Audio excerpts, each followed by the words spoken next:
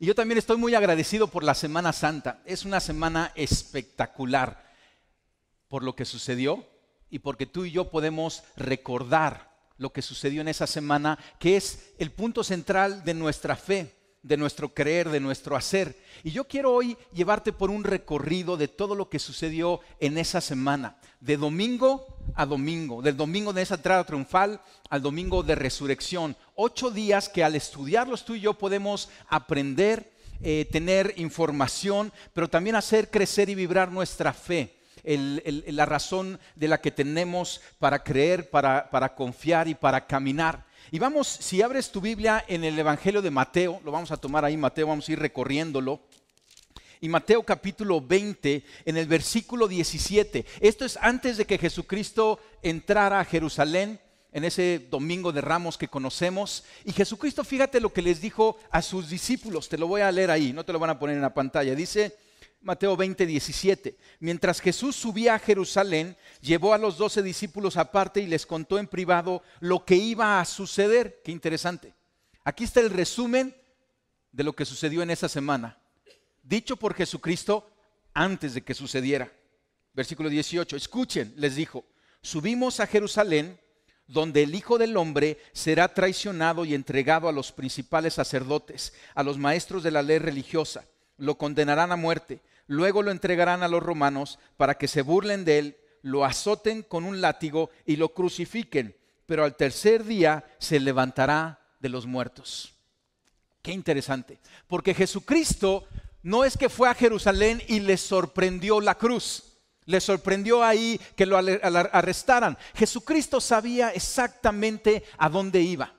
Él tardó 33 años en llegar a esta semana de gloria, al punto crucial que es la cruz, como vamos a ver ahorita. Él tardó, después de empezar su ministerio público, 3 años en llegar, pero aquí está, a unos pasos de llegar a Jerusalén, y hay una urgencia en su corazón por llegar a esa ciudad y porque sucediera lo que ya había sido profetizado anteriormente, lo que su padre le había dicho. Jesucristo fue a Jerusalén con pleno conocimiento, y es muy interesante porque los discípulos no sabían, no entendían todo lo que Jesucristo les decía.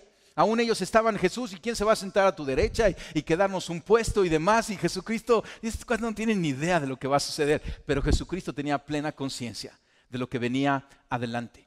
Y comenzamos con el domingo de la entrada triunfal, que es lo que celebramos el día de hoy. Y esta entrada triunfal es que Jesucristo venía de haber estado en Betania.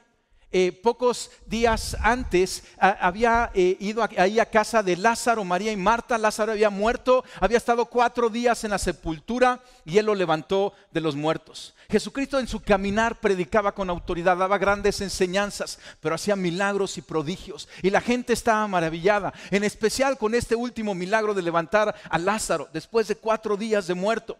Y entonces llegó a Jerusalén y había una multitud que ya hablaba de él, que lo estaba esperando. Como cantábamos ahorita, que comenzó a exclamar: Hosana, bendito el que viene en el nombre del Señor. Y Jesucristo se paró en el Monte de los Olivos antes de entrar a Jerusalén. Tuve la ocasión de estar ahí exactamente y ver el panorama que tienes de la ciudad. Es impresionante, pero más impresionante en los tiempos de Jesucristo, porque estaba todavía el templo. Hoy en día ya no quedó, ya se acabó el templo. Lo único que queda es el muro de los lamentos. Pero en ese entonces Jesucristo vio el templo y toda la ciudad, y él dijo esto: si tan solo, Jerusalén, conocieras lo que puede traerte paz. Porque aquí venía Jesucristo caminando. El príncipe de paz estaba llegando a Jerusalén. Y entonces, no te me adelantes ahí, pero Jesucristo va cumpliendo todo lo que las profecías van anunciando anteriormente. Y entonces Jesucristo manda a sus discípulos que fueran por un pollino de asno, una cría de un asno, y entra a la ciudad de Jerusalén. Ahora sí, pónmelo ahí, como dice Zacarías 9:9. Zacarías es un profeta, muchos años, muchos libros antes del libro de Mateo, muchos años antes, que anunció y dijo esto: fíjate, alégrate mucho, hija de Sión, da voces de júbilo. Y la gente estaba gritando Hosana, ponían las ramas y ponían los mantos y estaban festejando esa entrada. He aquí tu rey vendrá a ti, justo, salvador y humilde, cabalgando sobre un asno, sobre un pollino, hijo de asna. Y entonces aquí llega Jesucristo, que es el Rey, que es el Salvador, pero viene con una actitud humilde. Y viene montado sobre un pollino de asno. Y viene ahí humilde, manso, sabiendo plenamente lo que iba a suceder durante toda esta semana.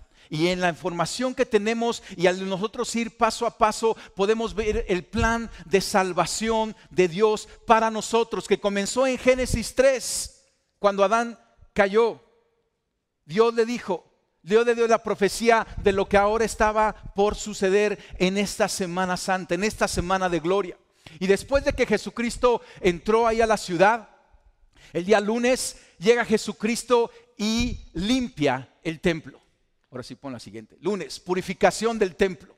Y está Jesucristo con una pasión y con un celo, porque llega ahí caminando y ve el templo. Y dice, la casa de mi padre debe de ser casa de oración, y se ha convertido en una cueva de ladrones. Y narran los evangelios, un látigo. ¿Te imaginas la escena? Aquí viene Jesucristo humilde, pero llega con una autoridad y con un celo, y empieza a tirar la mesa de los cambistas y empieza a echarlos fuera con pasión, con una autoridad. Y esto es algo muy notorio, porque pasajes después le van a preguntar a Jesucristo, ¿con qué autoridad es que haces lo que haces? Pero Jesucristo tiene una pasión por lo que está haciendo y muestra esa autoridad. Y es un contraste muy interesante, porque Jesucristo está con esta autoridad, caminando, entrando. Y vamos a ver cómo días después Él calla. Y Él se somete a los acontecimientos, a lo que estaba por suceder, porque era necesario. Y así como Jesús echó a esos cambistas, ¿qué hay en nuestro corazón que necesite ser echado fuera? Que está estorbando para que nuestra vida sea una vida de oración al Padre y no una cueva de ladrones. ¡Qué contraste! Jesucristo salía de la ciudad durante las noches y regresaba nuevamente. Y mira lo que dice Juan 12:27. Jesucristo hablando dice, ahora está turbada mi alma. ¿Y qué diré? Padre, sálvame de esta hora, mas para esto he llegado a esta hora. Padre, glorifica tu nombre. Entonces vino una voz del cielo, lo he glorificado y lo glorificaré otra vez. Jesucristo tenía pleno conocimiento de lo que estaba haciendo, de a dónde estaba caminando, de en qué problemas se estaba metiendo, pero de qué iba a lograr en esa semana. Y entonces el día martes vemos cómo el Cordero sin defecto fue examinado. Jesucristo está llegando a Jerusalén justo en la fiesta de la Pascua judía. La fiesta de la Pascua conmemoraba lo que había pasado muchos años atrás, cuando el pueblo de judío había estado 400 años en cautiverio ahí en Egipto. Y es liberado por mano poderosa de Dios después de 10 plagas. Pero antes de la 10ª plaga, que fue que los primogénitos murieran, la instrucción de Moisés al pueblo es que el pueblo sacrificara un cordero. Pero no era cualquier cordero. Tenía que ser un cordero que tuvieran ahí unos días y lo examinaran, y que fuera encontrado sin defecto.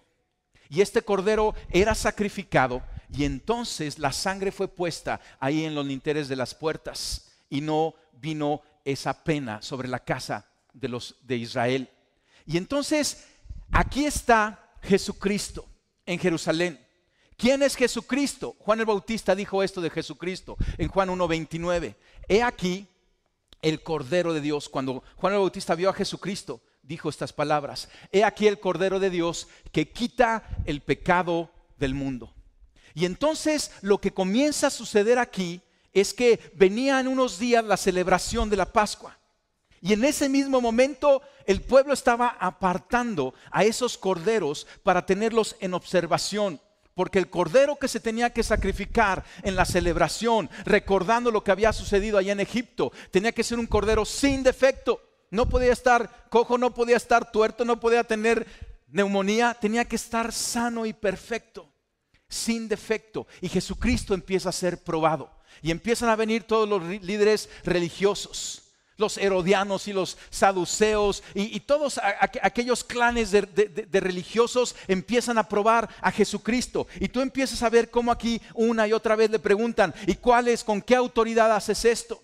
Y Jesucristo les dice, pero respóndanme ustedes primero, ¿quién fue Juan el Bautista? Y entonces los religiosos, pensando no saber responder, dijeron, no, mejor no vamos a responder, dijeron, no sabemos. Y Jesucristo le dice, entonces yo tampoco les digo con qué autoridad hago esto. Pero dijo, pero escuchen estas parábolas. Y Jesucristo respondió a la pregunta de la autoridad, porque a continuación podemos ver cómo en el capítulo 20 Jesucristo da la parábola de los trabajadores del viñedo. Y Jesucristo da la parábola del reino. Y empieza Jesucristo a dar estas varias parábolas y todas se refieren a un padre que envía a su hijo. Y Jesucristo diciendo, la autoridad que yo tengo es una autoridad delegada de mi Padre en los cielos para hacer lo que estoy haciendo y para lograr lo que estoy por lograr. Y empiezan las pruebas y viene también la pregunta acerca de que si era justo pagar tributo al César. Lo querían hacer caer. Y Jesucristo dice, préstenme una moneda. ¿De quién es la inscripción? Del César. Pues dar a César lo que es del César y a Dios lo que es de Dios. Y luego viene una pregunta acerca de la resurrección. Y luego una pregunta acerca del gran mandamiento. Una y otra. Hasta que dejaron de preguntarle. Porque Él contestó perfectamente todas y cada una de las pruebas. Y el Cordero de Dios, el que estaba por quitar el pecado del mundo, fue hallado sin defecto. Y eso sucedió ahí los primeros días. Y después viene el día miércoles. Y en el día miércoles Jesucristo es ungido antes de su muerte. Y sale a Betania, que quedaba como a 3 kilómetros de Jerusalén. Betania es donde vivían sus amigos Lázaro, María y Marta, que eran hermanos. Frecuentemente iba ahí. Y narra este pasaje que mientras Jesucristo estaba ahí en Betania, aquí en Jerusalén los líderes religiosos estaban tramando cómo arrestarlo, cómo enjuiciarlo, cómo darle muerte. Y ahí narra cómo sobornaron a Judas, el discípulo de Jesucristo, y le dieron 30 monedas de plata para que entregara a su maestro. 30 monedas de plata es el precio que en el Antiguo Testamento se pagaba por un esclavo. Cuando se vendía un esclavo, ese era el precio pactado, 30 monedas de plata. Y le dan 30 monedas de plata y Jesucristo es entregado. Escucha, el rey ahora es vendido como un esclavo, bajando. Él comenzó su descenso desde que estando en el cielo se hizo hombre y llegó ahí a Belén humildemente y caminó una vida sencilla pero poderosa. Y aquí está siendo traicionado por 30 monedas de plata. Y mientras tanto Jesús ahí en Betania estaba cenando y llega una mujer y derrama un perfume, pero un perfume costoso sobre Jesucristo. Y empiezan sus discípulos que no entendían nada de lo que estaba sucediendo a murmurar y decir, ese era un dinero que se pudo haber vendido para dar a los pobres. Y Jesucristo dice, déjenle en paz, porque a los pobres siempre los van a tener, pero a mí no. Y fíjate lo que dice Mateo 26:12. Dice Jesucristo, porque al derramar este perfume sobre mi cuerpo, lo ha hecho a fin de prepararme para la sepultura. ¿De qué está hablando Jesucristo? De lo que sucedería en un par de días adelante. Jesucristo estaba una y otra vez anunciando y estaba diciendo y estaba proclamando para que nosotros supiéramos que lo que Él estaba haciendo era de perfecta conciencia. En el capítulo 26, versículo 1 dice, cuando Jesús terminó de hablar todas estas cosas, dijo a sus discípulos, como ya saben, la Pascua comienza en 2 días y el Hijo del Hombre será entregado para que lo crucifiquen. Una y otra vez Jesucristo anunciando, Jesucristo remarcando, Jesucristo diciendo, yo sí sé lo que está sucediendo, lo que yo estoy haciendo, lo que está por suceder. Y de repente llega el día jueves y es un momento hermoso porque en medio de todo esto que está por suceder, la cruz, toma Jesucristo un tiempo para celebrar la Pascua judía, pero con sus íntimos, con sus discípulos. Había estado ahí con las multitudes y había estado sanando y enseñando en el templo y debatiendo ahí con los líderes religiosos. Pero pocas horas antes de ser arrestado, manda a sus discípulos a preparar la Pascua, siguiendo la tradición judía. Y se sienta en el aposento alto, un momento hermoso que podemos leer en los evangelios. En Lucas 22:15 narra cómo Jesucristo tenía ánimo de esta noche pasarla con sus discípulos. Dice: cuánto he deseado comer con vosotros esta Pascua. Y léelo conmigo: antes que padezca. Nuevamente Jesucristo sabiendo, pero dice: pero antes voy a hacer una pausa para estar con los míos, con mis amigos. Y ahí les dice: ya no les voy a decir discípulos, les voy a decir amigos. Y a sus amigos les revela todo. Y ahí en el aposento alto cosas interesantes suceden, porque Jesucristo anuncia la traición. Y le dice: uno de ustedes me va a traicionar. Y le dice directamente a Judas: sí, eres tú. Y luego los demás dicen: yo no te voy a fallar, especialmente Pedro, jamás, nunca, no. Y Jesucristo le dice: tres veces me vas a fallar. Entonces ya Pedro se queda calladito y empieza a anunciarles. Y después toma agua y una toalla, se quita el manto y empieza a lavarle uno a uno los pies a sus discípulos, sí, aquellos que le iban a fallar. Y empieza ahí a dar gracia, perdón por lo que iba a suceder más adelante. Y les enseña: yo que soy el maestro, estoy sirviéndoles, y así debe de ser entre ustedes, que el que se cree mayor debe de ser el más bajo, debe de ser el que sirva. Porque lavar los pies era la función de un esclavo. Y entonces está Jesucristo lavando los pies de los discípulos. Y comienza ahí a darles enseñanzas increíbles. Como sabiendo, ¿no?, esas últimas palabras con sus discípulos, con sus amigos, con sus íntimos. Y después, basado en la cena, en la celebración de la Pascua judía, Jesucristo toma los elementos, el pan y el vino. Y ahí Él comienza lo que es el centro de nuestra tradición cristiana, que le llamamos la Cena del Señor. Y ahí, celebrando la última cena con sus amigos, sus íntimos, a pocas horas de ser traicionado, entregado, enjuiciado y crucificado, Jesucristo celebra y dice: hagan esto periódicamente cuando se reúnan, para recordar lo que está por suceder. Y tú y yo festejamos esa cena del Señor.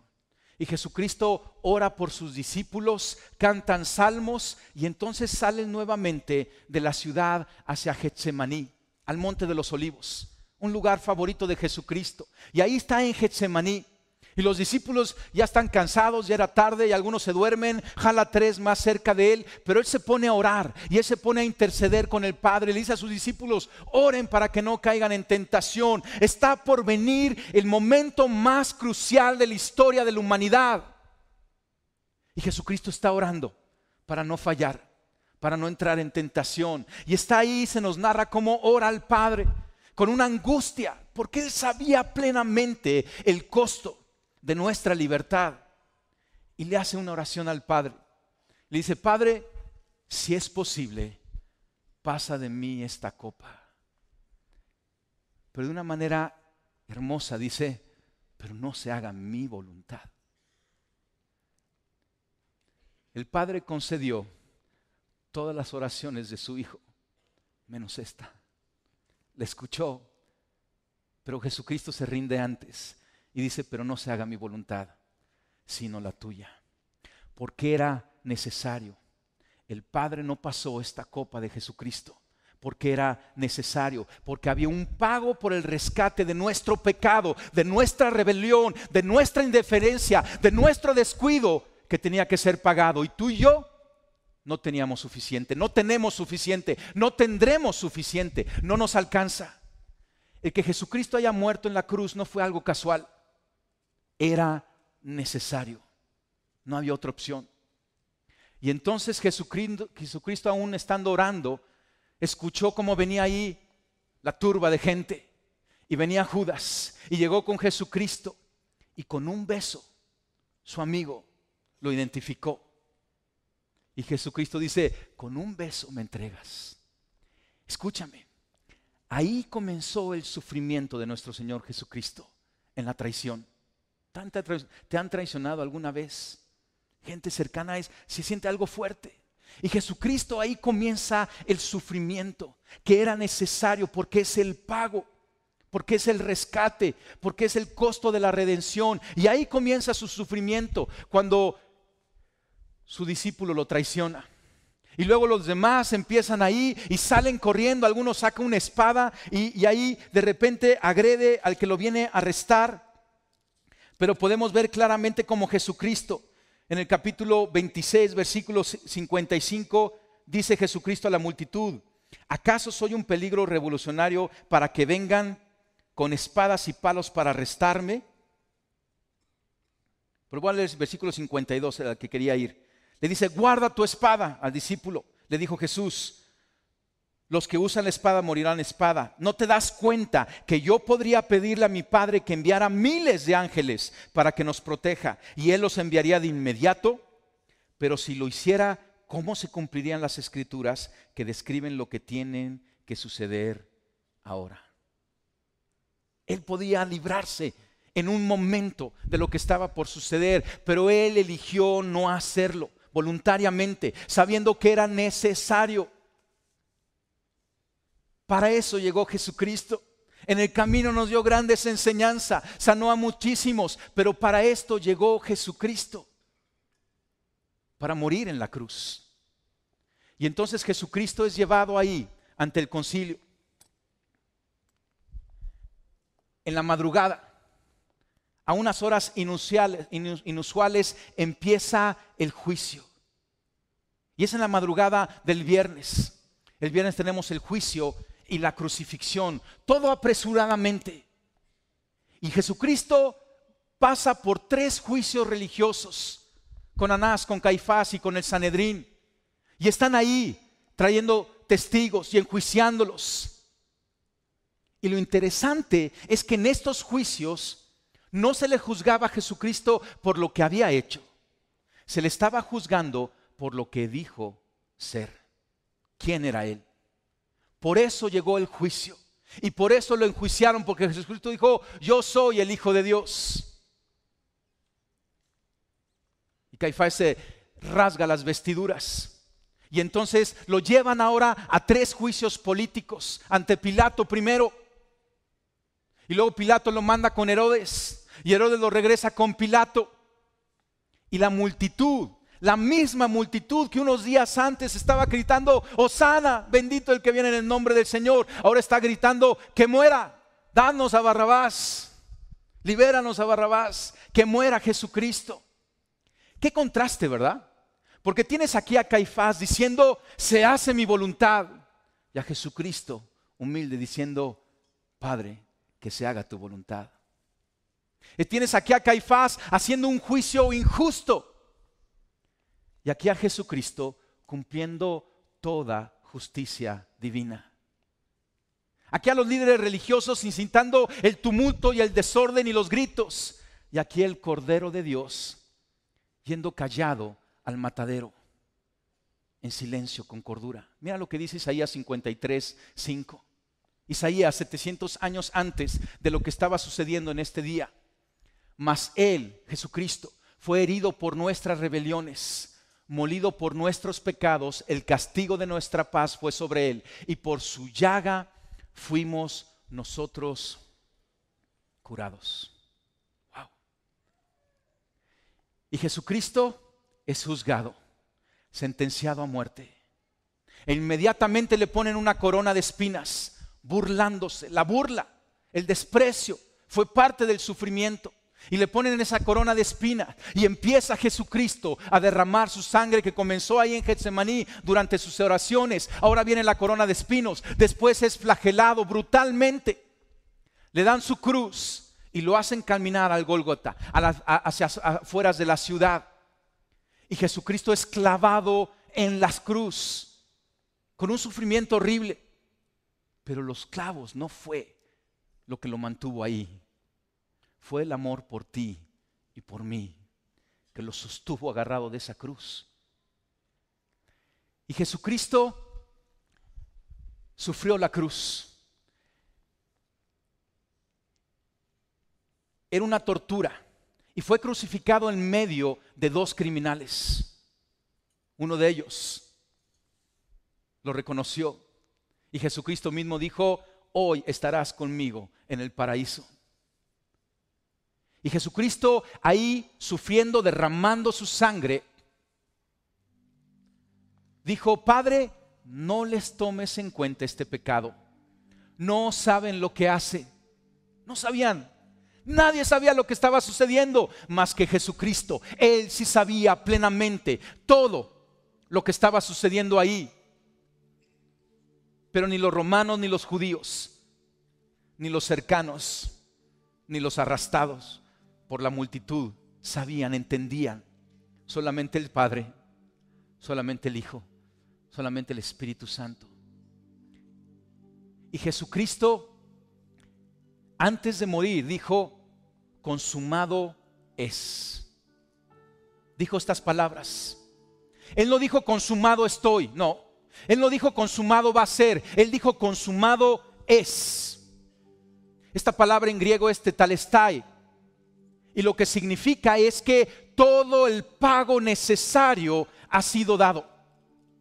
En ese tiempo, cuando hacías una transacción y comprabas algo, en el documento para certificar que todo el precio de lo que se debía había sido pagado, se escribía tetelestai, consumado es. Y Jesucristo dice: consumado es. El precio que se debía para nuestra paz fue pagado. El precio que se debía para perdonar nuestros pecados fue derramado ahí en la cruz, en su sangre. La Biblia dice que en la sangre está la vida. Y Jesucristo derramó su sangre, derramó su vida por nosotros. ¿Entiendes? ¿Entendemos lo que está sucediendo ahí en la cruz? Yo estaba orando con Dios y le decía: Dios, entonces el centro en ese momento fue la cruz. Y Él me dijo: no, el centro en ese momento era la humanidad. Porque en el corazón del Padre, del Hijo y del Espíritu Santo estábamos tú y yo, toda la humanidad. Fue como el cumpleaños de la humanidad. Y Dios entregó un regalo costoso de salvación. Un regalo envuelto en sufrimiento, en heridas, en traición, en desprecio. Un regalo que contenía el corazón traspasado de nuestro Salvador. Un regalo que tú y yo podemos tener. Estuvimos hablando acerca de las llaves que Jesucristo nos ha dado.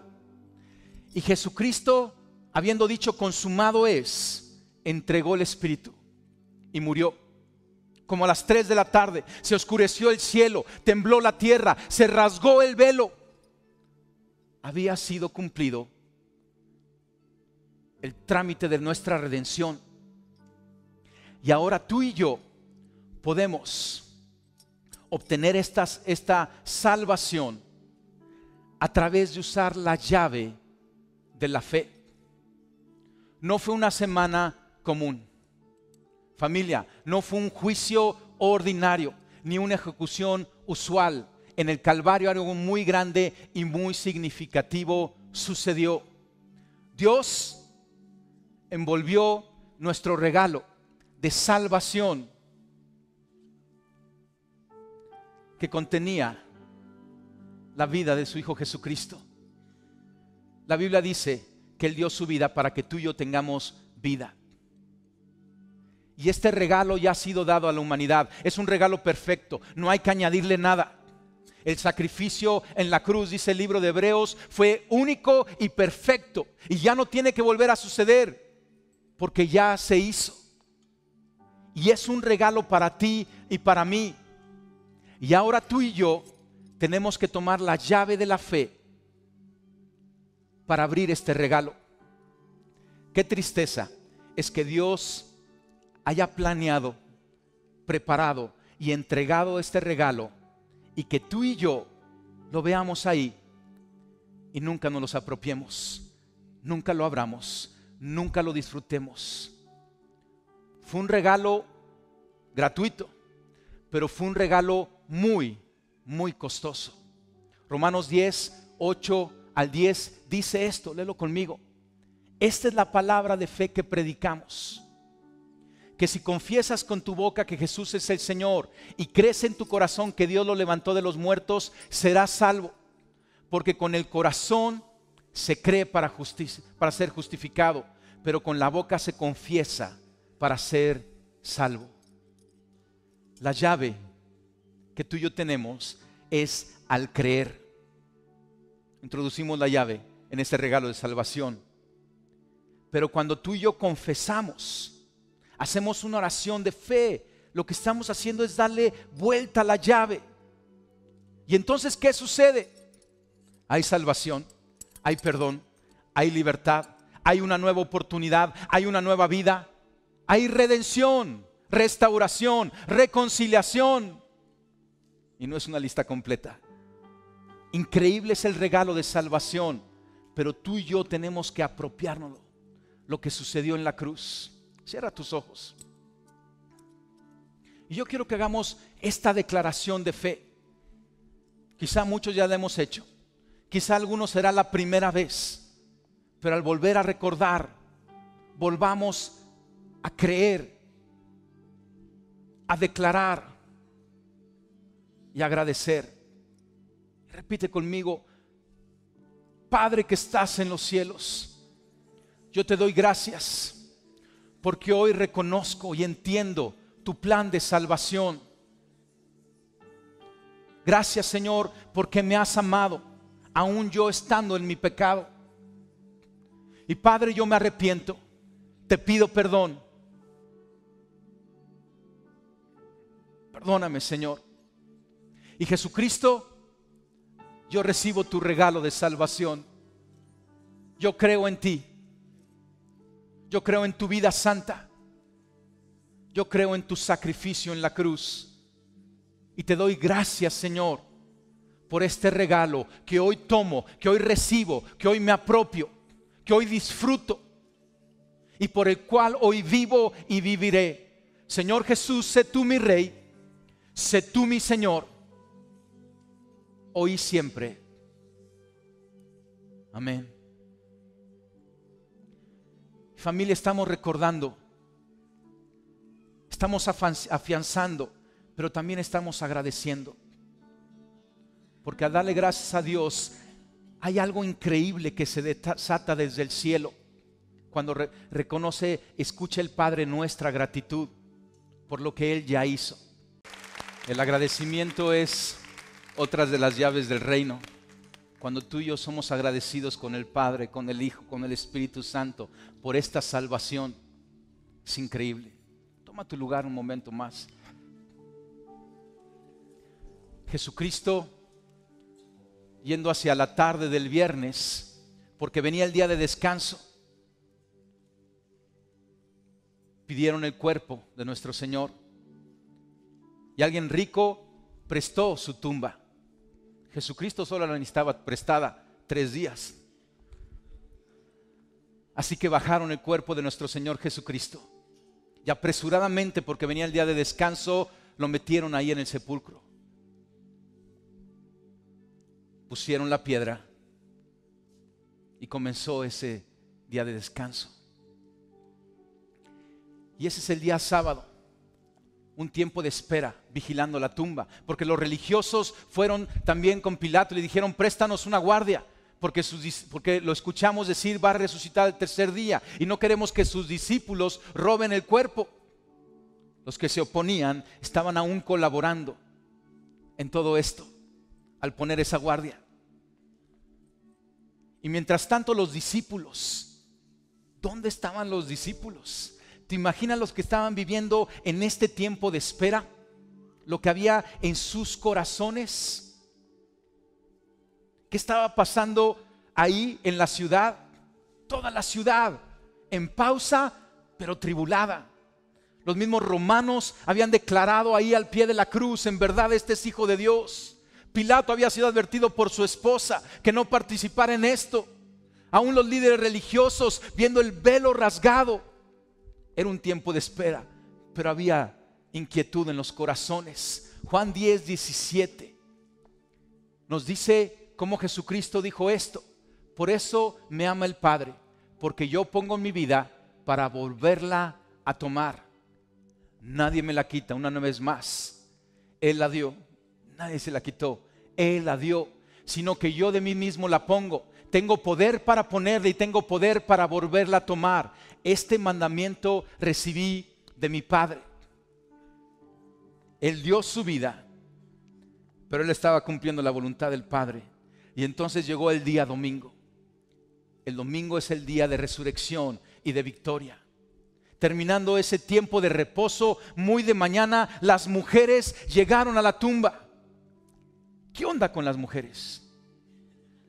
Las últimas en la cruz, las primeras en la tumba. Gracias a Dios por las mujeres, porque tienen una sensibilidad y una pasión y una valentía que los hombres tenemos que aprender de eso. Y corrieron las mujeres de mañana, recién salido el sol. Lo interesante es que no iban, más bien llevaban con aromas y cosas para seguir preparando el cuerpo de Jesús para la sepultura. No iban con la expectativa de Jesucristo resucitado. Pero llegando a la tumba se encontraron al ángel arriba de la tumba, la piedra removida, los soldados paralizados, y el ángel les dijo: ¿a quién buscan? Dice: Jesucristo ya no está aquí. Él resucitó tal y como les dijo.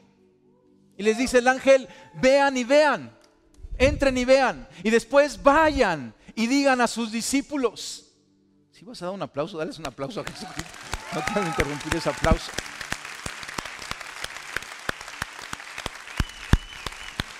En la historia de Cristo, en la historia de nuestra salvación, la cruz es una parada importantísima, pero no es el final. Cristo resucitó y Él vive hoy.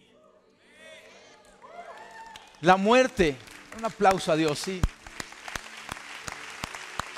Es una forma de adorar a Dios cuando le aplaudimos, ¿verdad? Cuando la muerte hirió a Cristo, se hirió a sí mismo de muerte. Y la muerte fue vencida. Y entonces Jesucristo fue con sus discípulos ahí, esos dos que iban ante Emaús, y regresaron corriendo. Se iban alejando de Jerusalén, que era un lugar de conflicto, y volvieron a regresar porque ahora su corazón vibraba, porque vieron al Cristo resucitado. Y después se apareció ahí a los 10, y después se apareció a los 11 con Tomás, el que estaba dudando. Y después dice Corintios, Colosenses, que se apareció a más de 500 hermanos a la vez. Y después ahí a los discípulos antes de regresar a la derecha del Padre. Y sus amigos, los que estuvieron en el aposento alto, los que no estuvieron en la cruz, sí estuvieron ahí. Porque Jesucristo en este tiempo lo restaura. A Pedro, que lo negó 3 veces le dice: Pedro, ¿me amas? Y 3 veces Pedro le dice: sí, te amo. Tú sabes todo, tú lo conoces todo. Y Jesucristo dice: apacienta mis ovejas. Y les da una comisión a él y a los demás discípulos: vayan hasta lo último de la tierra y prediquen este evangelio. ¿Sabes dónde está Jerusalén comparado con México? O sea, México es lo último de la tierra para Jerusalén.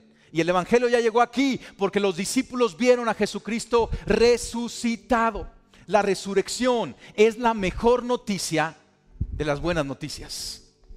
La cruz es el punto crucial, es el punto más importante. Pero la resurrección es lo que nos dice: está garantizado, es verdadero. Vayan y prediquen este evangelio, estas buenas noticias aderezadas con la resurrección. Y tú y yo ahora tenemos este mensaje de salvación. El apóstol Juan, en Apocalipsis, el último libro de la Biblia, escribe en el capítulo 12, versículo 11: ellos, ¿quiénes son ellos? Nosotros. A ver, levanta tu mano, todos los ellos, ¿sí? Ellos, o sea, nosotros, la iglesia, los que hemos creído, los que hemos confesado, los que hemos recibido ese regalo de salvación y lo hemos colocado en nuestro corazón. Ellos, dice, lo vencieron. ¿A quién vencieron? Al engañador, al enemigo de nuestras almas, a Satanás. Dice, lo hemos vencido. ¿Por qué lo hemos vencido? Y dice, por la sangre del Cordero. Es la parte de Jesucristo, que ya hizo, que ya es completa. No hay que añadirle nada a eso. Él ya derramó la sangre, Él ya venció en la cruz. Pero ¿qué dice adelante? Y por la palabra que ellos proclamaron. Cuando tú y yo confesamos nuestra fe, creemos en Jesucristo, nos arrepentimos de nuestros pecados, estamos proclamando esta palabra y hemos vencido. Pero tú y yo ahora tenemos este evangelio, estas buenas noticias para ir y para anunciar a propios y extraños. A propios y extraños. Ya hay victoria, ya hay salvación. Pero ¿no crees que es muy triste que hay mucha humanidad, mucha gente que no ha recibido ese regalo de salvación? Que no ha creído en ese regalo de salvación, que no lo ha abierto, que no se lo ha apropiado y que vive en esclavitud. Pero la Biblia dice, ¿y cómo van a creer si no hay quien les predique? ¿Cómo van a creer si no escuchan? ¿Y cómo van a escuchar si no hay quien les predique? Y tú y yo estamos llamados a predicar estas buenas noticias de salvación. Familia, para esta Semana Santa, está comenzando la Semana Santa, está padrísima, ¿sí? Algunos de ustedes dicen, ya no me quiero ir de viaje a la playa, ¿no? Ya me quiero quedar aquí. Está bien, vete a la playa. Y cuando estés ahí poniendo tus piecitos, tus deditos en la arena, te repartieron este tríptico. Y si no te alcanzó por algo, también está en redes sociales, te lo vamos a mandar ahí por WhatsApp y todas las redes lo vas a tener ahí. Es un devocional, es una guía de reflexión para cada uno de estos días de la semana. Ahí trae unos pasajes basados en el Evangelio de Mateo, para que tú tomes a tu familia y la reúnas y luego la leas y reflexiones con estas preguntas. Compártelo, invita ahí a tu familia, ahí en la playa con los extranjeros, y vénganse y vamos a tener este tiempo. Mándaselo a tus amigos, mándaselo a tu familia. Compartamos este mensaje de salvación. En esa Semana Santa comenzó una ola de salvación, ahí comenzó. Pero cada Semana Santa que tú y yo recordamos, cantamos, agradecemos, recordamos, estamos volviendo a levantar esa ola de salvación para que nuestra familia, para los que están alrededor de nosotros, puedan escuchar y puedan creer que la sangre del Cordero que ya ha sido derramada es poderosa para salvar, pero también por la palabra que nosotros tenemos que proclamar de este evangelio de salvación.